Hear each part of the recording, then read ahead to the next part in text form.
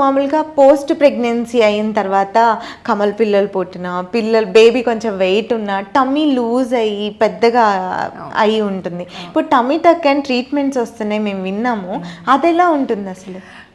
Post ప్రెగ్నెన్సీలో ఏమవుతుందంటే ఆడవాళ్ళకి స్కిన్ ఫ్యాట్ ఒక్కటే లూజ్ అవ్వడం కాకుండా లోపల మజిల్ కూడా సాగుతుంది అనమాట. సాగినప్పుడు వాళ్ళు ఇవాళ రోజుల్లో మనం ఇమీడియట్గా పోస్ట్ పార్టం అంటే ఇమీడియట్ డెలివరీ దాన్ని రికవర్ అవ్వడానికి టైం ఇవ్వట్లేదు. అమ్మాయిలకి బలం కూడా ఉండట్లేదు, ఆ మజిల్ నేటివ్ స్టేట్కి వెళ్ళట్లేదు. సో ఇలాంటి పరిస్థితుల్లో ఏంటంటే మజిల్ లూజ్ అయిపోయింది అనుకోండి, మీరు ఎంత వెయిట్ తగ్గినా ఎంత సన్నగా అయినా కానీ మీకు పొట్ట పెద్దగానే కనిపిస్తుంది. ఎందుకు అంటే అక్కడ ఆ టైట్ చేసే బ్యాగ్ ఏదైతే ఉందో అది ఇలాస్టిక్ లూజ్ అయిపోయినట్టు. సో దాన్ని మనం ఎంత ఎక్సర్సైజెస్ చేసినా కూడా రికవర్ అవ్వకపోవడమే కాక ఇంకా వర్సన్ అయ్యే ఛాన్సెస్ కూడా ఉంటాయి ఎక్కువ యాబ్స్ అవి వర్కౌట్ చేస్తే. సో ఈ సిచ్యువేషన్స్లో మేము టమ్మీ టక్ అని చేస్తామన్నమాట. టమ్మీ టక్ అంటే ఏం లేదు, ఇప్పుడు మన సి సెక్షన్ స్కార్ ఉంటుంది కదా, అలాంటి స్కారే కొంచెం పెద్దది ఇచ్చేసుకొని ఫుల్ లెంత్ ఉంటుంది, పెద్ద స్కార్ ఇచ్చేసుకొని స్కిన్ ఫ్యాట్ ఏదైతే ఎక్స్ట్రా ఉందో అదంతా ఇట్లా కిందకి లాగేసి దాంతో పాటుగా లోపల మజిల్ ని కూడా మొత్తం ఇలా ఒక దాని మీద ఒకటి పరిచేసి కుట్టేస్తాం. ఇలా టైట్ గా కుట్టేస్తాం పైనుంచి కింద వరకు.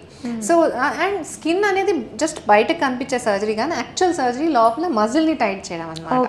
ఈ మజిల్ టైట్ చేయడం మూలాన ఆడవాళ్ళకి కోర్ స్ట్రెంగ్త్ పెరిగి వాళ్ళు ఇలా స్ట్రేట్ గా నుంచొని పోస్చర్ మెయింటెనెన్స్ కి హెల్ప్ అవుతుంది. టమ్మీ టక్ టెక్నికలీ చూడడానికి మాత్రమే కాకుండా ఫంక్షనల్ బెనిఫిట్ కూడా ఉంటుంది అనమాట. దాని మూలాన లైఫ్ స్టైల్ అంతా బెటర్ అవుతుంది, వాళ్ళకి వాకింగ్ పిల్లల్ని ఎత్తుకోవడం అవన్నీ కూడా బెటర్గా అవుతాయి. అయితే టమ్మీ టక్స్ ప్రొసీజర్స్ కొంచెం ప్రెగ్నెన్సీ అయినాక ఒక 2-3 years అయినాక ప్లాన్ చేసుకుంటే బెటర్, బికాస్ అప్పటికి వాళ్ళ బాడీ అంతా heal. It's a major surgery, proper major surgery. మరి పెద్ద స్కార్ అంటున్నారు కదా, జనరల్గా ఒక 5-6 స్టిచెస్ పడితే అయిపోతుంది డెలివరీ, కానీ ఇది ఇంకా పెద్దదిలా అనిపిస్తుంది. అయితే ప్లాస్టిక్ సర్జరీలో స్కార్స్ ఎట్లా ప్లాన్ చేస్తామంటే ఎలాంటి స్కార్ అయినా కొంచెం న్యాచురల్ బాడీ క్రీజెస్లో సింక్ అయ్యేలాగా చేస్తాం. అది మీకు eventually over a period of 1 year ఎలా ఉంటుందంటే అక్కడ ఒక స్కిన్ ఫోల్డ్ లాగా ఉంటుంది స్కార్ కన్నా కూడా. అండ్ ప్లాస్టిక్ సర్జన్స్లో ఉన్న అడ్వాంటేజ్ అదికి ఎలాంటి స్కార్ అయినా ఎంత పెద్దదైనా అందమైన స్కార్ ఇవ్వగలుగుతాం మేము.